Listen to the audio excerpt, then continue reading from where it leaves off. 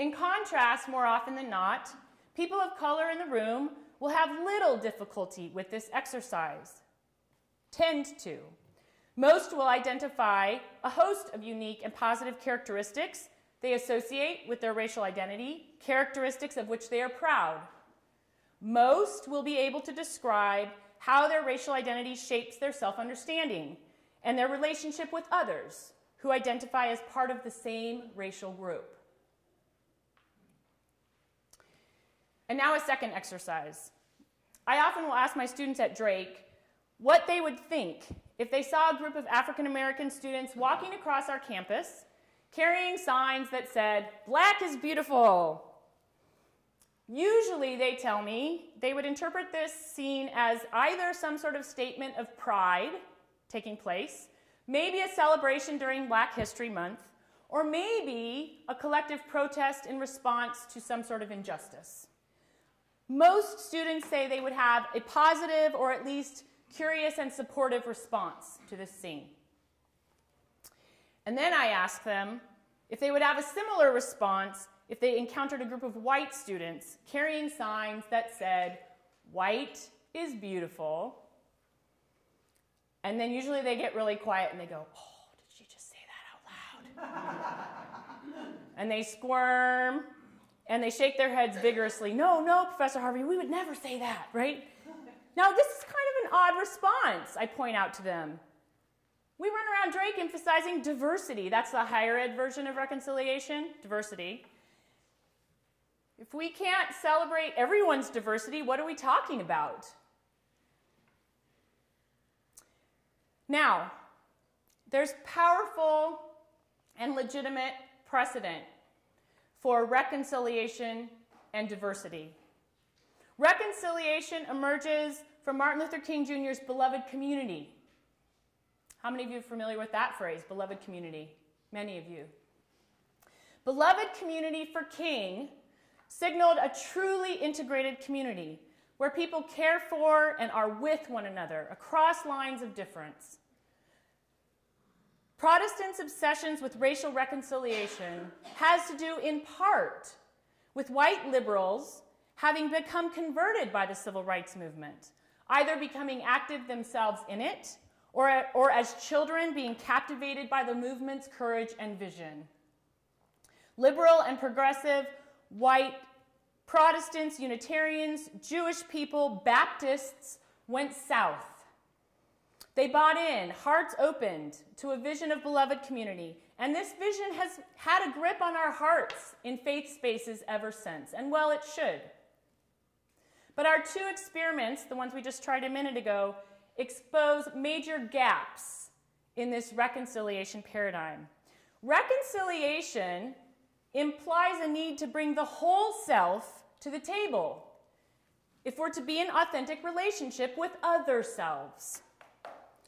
How can we possibly manifest a vision of reconciliation, which entails celebrating racial differences, if a significant proportion of those being reconciled embody a racial difference that creates such ambivalence and discomfort, and that they can't even really talk about?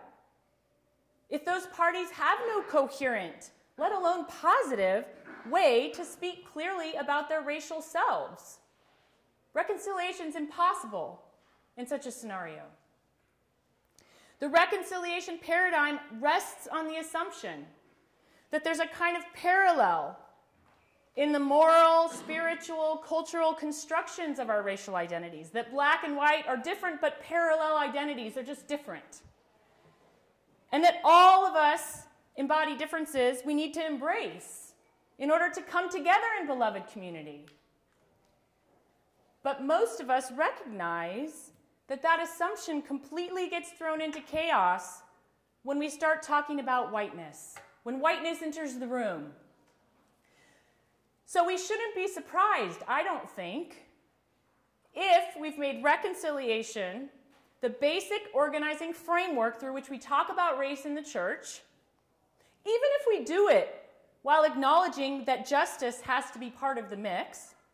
We shouldn't be surprised, I don't think, that these 50 years post-civil rights finds people of faith just as unreconciled across lines of racial difference as this last fall's events have made clear is true in our society as a whole.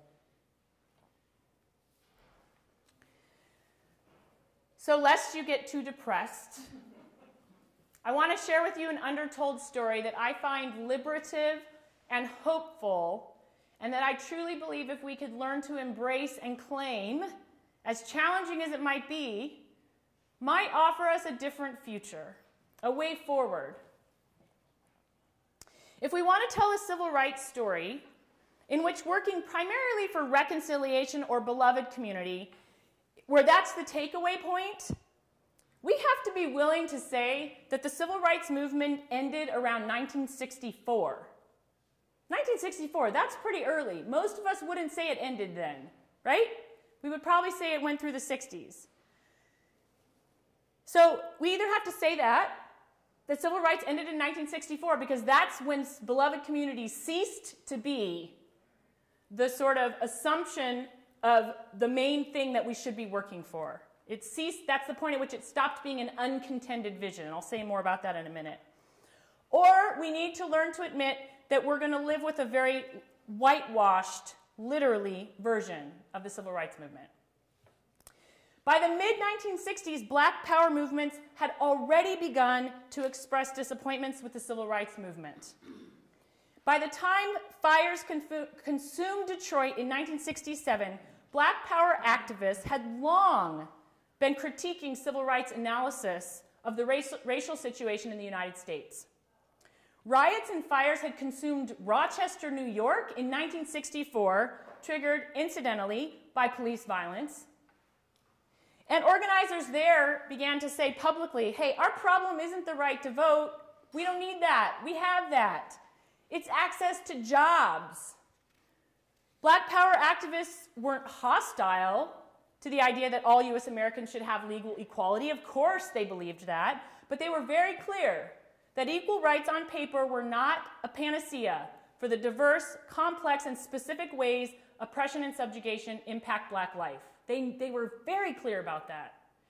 And Black Power was particularly critical of the dream of beloved community. In its analysis, the problem primarily was not segregation. That was merely a symptom. Thus, the goal wasn't integration.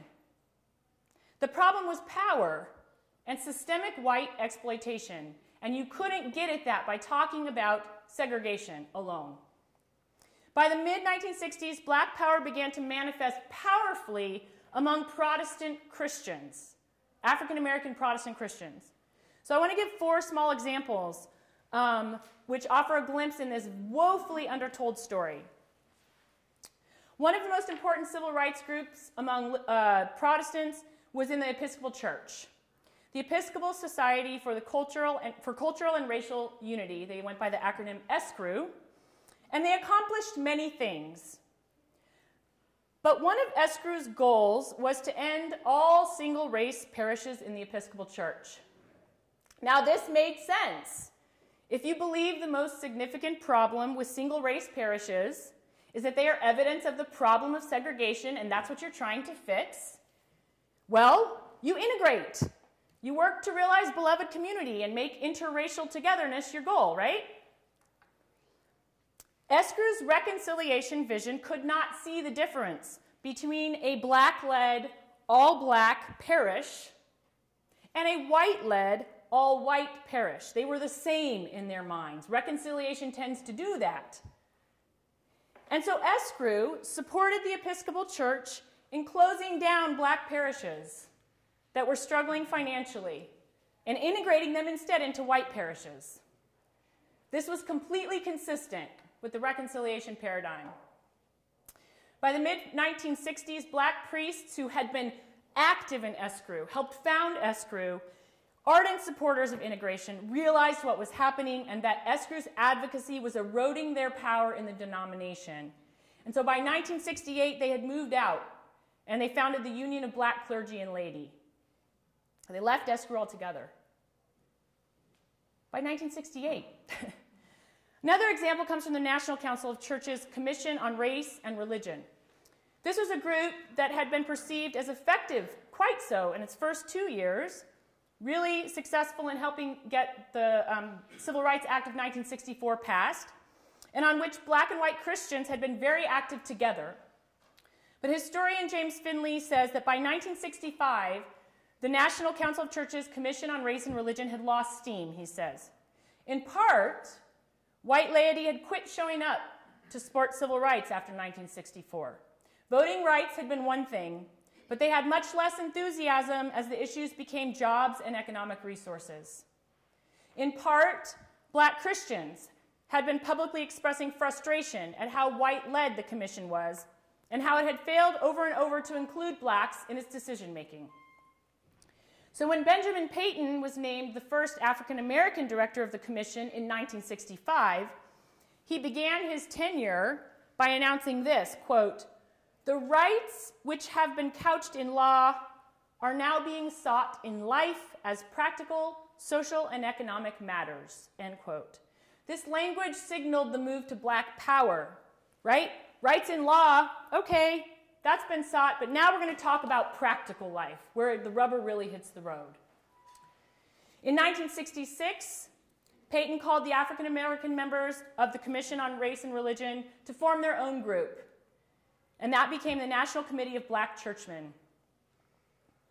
That same year, 1966, the National Committee of Black Churchmen published a statement in the New York Times and the Chicago Tribune.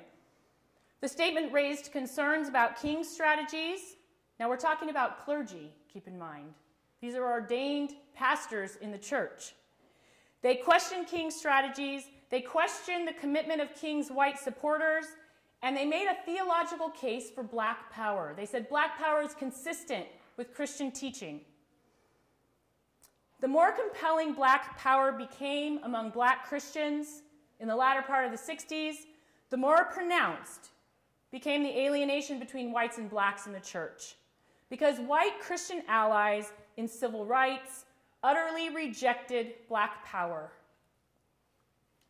At an October 1966 meeting of the National Council of Black Churchmen, one speaker announced, quote, "Let the church see that the black power movement is assuming power and consolidating power, and then the white church seeks to co-opt it by funding its community organization programs and co-opting its leaders. The whites are always in control. They dictate what must be done." And he was met with loud, round applause. The fourth glimpse. On the heels of the Kerner Commission's report in the late 1960s, which stated that white racism remained the major cause of black disorders and urban problems, because of course now we've entered a phase where many urban cities in the United States are on fire because black communities are protesting in this way. On the heels of the devastating assassination of Martin Luther King Jr.